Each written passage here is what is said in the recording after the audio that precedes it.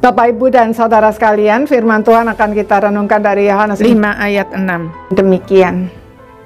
Ketika Yesus melihat orang itu berbaring di situ, dan karena ia tahu bahwa ia telah lama dalam keadaan itu, berkatalah ia kepadanya, "Maukah engkau sembuh?"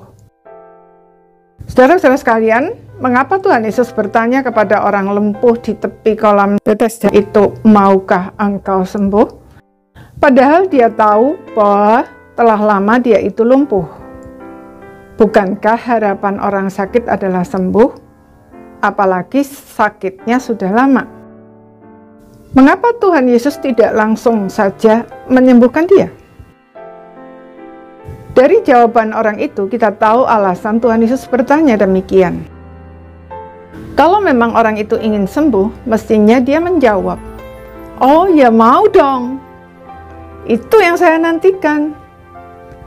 Tetapi bukan itu jawabannya, melainkan, "Tuhan, tidak ada orang yang menurunkan aku ke dalam kolam itu apabila airnya mulai goncang, dan sementara aku menuju ke kolam itu, orang lain sudah turun mendahului aku."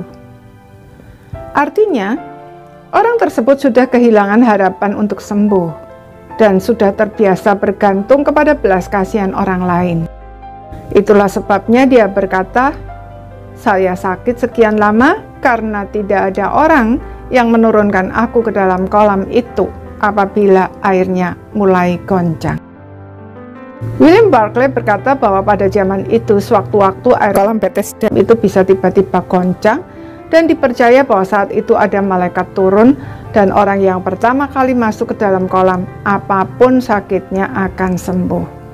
Orang lumpuh itu sudah 38 tahun berada di sana, tetapi setiap kali air kolam itu mulai goncang, orang lain yang karena tidak lumpuh bisa mendahului masuk. Jadi bisa dimaklumi kalau dia sudah kehilangan harapan. Untuk sembuh, harapannya harus dibangkitkan kembali, dan semangat untuk tidak lagi bergantung kepada orang lain harus dipulihkan. Untuk maksud itulah Tuhan Yesus bertanya, "Maukah engkau sembuh?" Lalu memberi perintah, "Bangunlah, angkatlah tilammu dan berjalanlah." Ajaib sekali, dengan otoritas Tuhan, orang itu segera taat tanpa berdari seperti sebelumnya, dan terjadilah apa yang Tuhan Yesus katakan. Padahal menurut logika, perintah tersebut jelas tidak masuk akal. Bagaimana mungkin orang lumpuh bisa bangun, angkat tempat tidur, dan berjalan? Dengan kata lain, Tuhan memulihkan orang itu bukan hanya fisiknya, tapi imannya, semangatnya. Hari ini, apakah yang saudara alami? Apakah saudara sudah kehilangan harapan? Percayalah, Tuhan berkuasa dan mau memulihkan saudara, lebih dari yang saudara bisa harapkan dan doakan. Masalahnya adalah apakah saudara mengakui otoritas firman Tuhan, sehingga walaupun nampak mustahil, saudara mau taat tanpa berdalih.